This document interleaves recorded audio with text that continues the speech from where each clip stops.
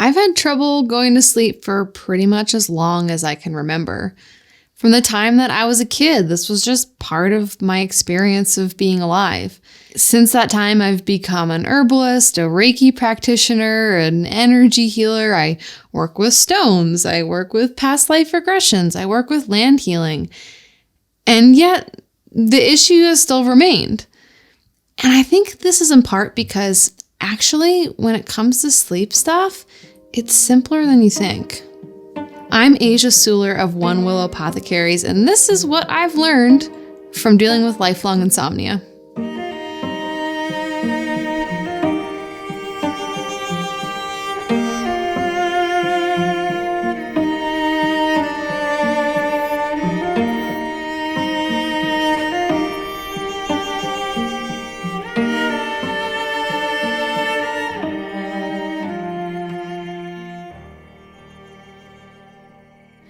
So the way my mom puts it, I was an awesome sleeper for about 2 weeks, and then the rest of my life began. Really, as long as I can remember, going to sleep has been something that's a little bit challenging for me. I had a really busy mind as a kid, a very active imagination, and a very strong memory from my childhood is just laying awake for hours at a time. It wasn't unusual for me to not sleep until midnight or beyond. And I remember there's even one story about how I would so frequently have trouble going to sleep that it became such a pattern in my mind that I'd storm downstairs and announce I was having trouble sleeping, that one night I actually did fall asleep and I sleptwalked downstairs to tell my parents I couldn't sleep. And of course they looked at each other like, didn't we just see her asleep in her room? And they realized that I was actually sleepwalking. So this was a big part of my consciousness and my experience. When I hit puberty, I had about a good 10-year span there where insomnia wasn't a big issue for me, in part because I was getting up so early for school and I would work so late into the night doing homework and all my activities that I was so exhausted. I was basically just passing out every night. Then when I was in my early 20s, I contracted Lyme disease. And I remember the first night or two that I had deep insomnia with Lyme, and I was up until maybe 6 a.m. I remember thinking, this feels very familiar because it was what I had experienced earlier in my life. So since that time, I've been full force back in examining why it is I have trouble sleeping and really gathering information to learn more about this. And I wanted to share about this here because I think sometimes we see herbalists or teachers and we assume, oh, they don't have any issues or they have it all figured out. And that's so not true. There's so many things that all of us are figuring out. And for me, sleep is a big thing. But I did want to share with you what I have learned in the hopes that maybe it could help you. And I want to empower you with the knowledge that actually it might be simpler than you think. So the first thing that I have learned is that there is actually a correlation between how active your mind is and how much difficulty you have sleeping. So if you have trouble sleeping, maybe this is a little bit of a bomb to know it might just be because you have a really active, bright mind, and that there is this correlation for your capacity for thought and those thoughts that will keep you up at night because you just keep thinking them. I've also noticed that there is a connection between insomnia and connection to the spirit realm. That sometimes those of us who are very open to subtle energies or the spirit realm, when nighttime falls, it's like that aperture just opens up even wider. And sometimes we're having trouble sleeping because there's actually a lot of energies around us or in the room that might be trying to come communicate with us, or just that now that things are quiet, once things quiet down at night, it's almost like all those energies from the unseen can finally communicate, and they might come in to start be asking for your attention. So just to know that if you're having trouble sleeping, it might be because you actually have this connection to the spirit world. So one of the things that has helped me the most with dealing with my trouble sleeping is just realizing that I'm a highly sensitive person. Highly sensitive people are a defined section of the population. It's about 20% of the population. Highly sensitive people have literally more highly sensitive nervous systems. So if you're a highly sensitive person, sensory input will feel more intense for your system, and you get more easily overwhelmed than someone who doesn't have a highly sensitive nervous system. So the biggest piece that's come in for me with realizing why I have trouble sleeping is that I'm overwhelmed. And sometimes this can be confusing because my thoughts won't necessarily be anxiety thoughts. They're exciting, they're projects I'm thinking about, they're details I'm moving through. But it was really a light bulb moment when I realized, oh, this thing where I'm like, I'm too hyped up to sleep, or I can't stop thinking, or I'm just feeling like I can't calm down, that is anxiety, and it's anxiety from overwhelm. So if you are someone that's having trouble sleeping, I recommend asking yourself if you are a highly sensitive person. And if you're not aware of what that is or how to figure that out, I definitely recommend checking out Dr. Elaine Aron's book, The Highly Sensitive Person, or going to her website to take the quiz to find out if you're highly sensitive. If you are a highly sensitive person, the best thing you can do to make sure that you're going to get good sleep is to decompress before you go to bed. I have learned the hard way that I really can't work up until the time I go to sleep, that I need to turn off screens normally about 2 hours before I go to bed, and that I need scheduled downtime before I go to sleep.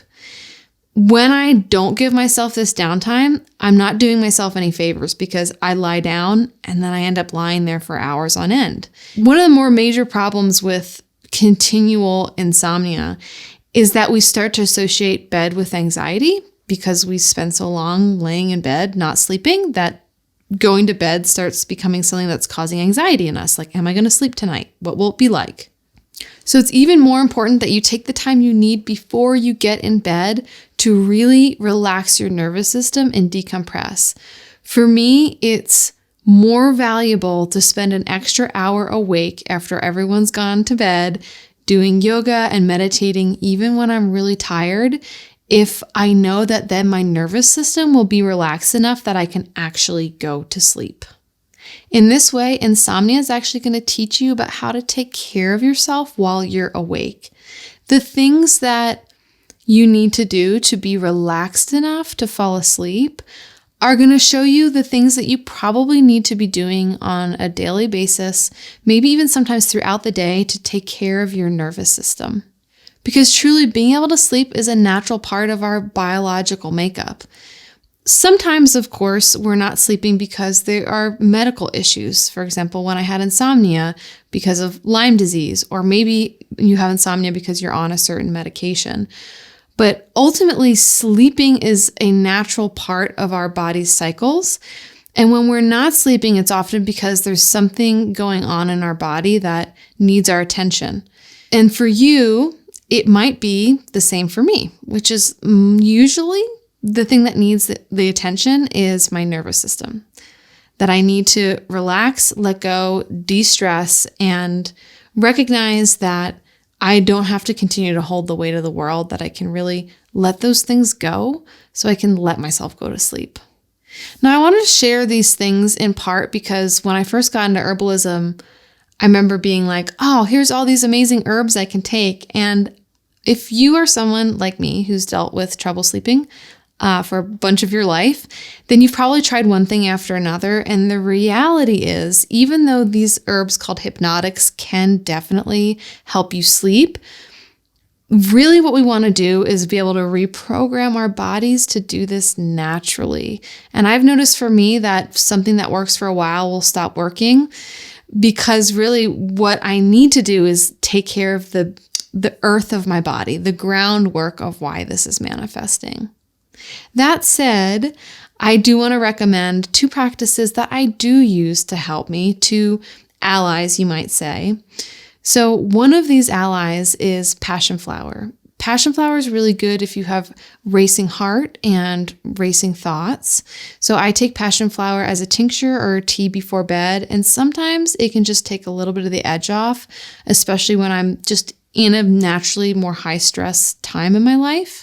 And the other practice I want to recommend is actually having a palm stone. Some stones I like to work with include rose quartz, meningocalcite, lepidolite, and moonstone. So palm stones will be smoothed over stones, so they feel really nice to hold in your hand. They're normally those egg-shaped stones that just feel good to hold. Get a stone that resonates with you, that when you hold it, you feel calmer, and have it by your bedside. It's actually something that now I do every night before I go to bed. Right when I'm settling in, I hold the stone in my hand and I end up actually holding it all night long. And I find it helps me go to sleep and it helps me stay to sleep. And it's become like a totem for me. Like when I hold that stone, it's a signal to my body, like you can relax, you can ground, you're safe here. There's something that I like to ask myself on a day-to-day basis, and I thought I'd leave you with this here because maybe it'll help you too. What if I treated myself with as much thought, compassion, and care as we treat our children? What if I put myself on the same kind of schedule of loving care and devotion that I would my child? You know, we put so much effort into children's bedtime because we need to. Well, what if we put the same kind of effort into our bedtime? How could I take care of myself in an even deeper way? When I ask myself this, it often changes actually what I'm doing in a day and how much I decide to take on, and gives me more permission to take care of myself in the ways that I need to. So there's so many different ways to be interacting with sleep and lack of sleep and insomnia.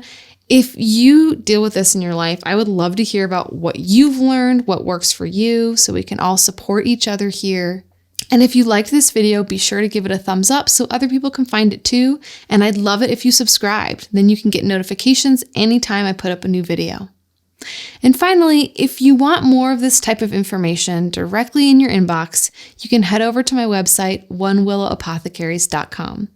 I have a whole list of online classes there that you can peruse, and you can also sign up for my bi-monthly newsletter there, where I send out yummy recipes, videos, and meditations on the season to help you connect into your natural cycle of healing in alignment with this earth.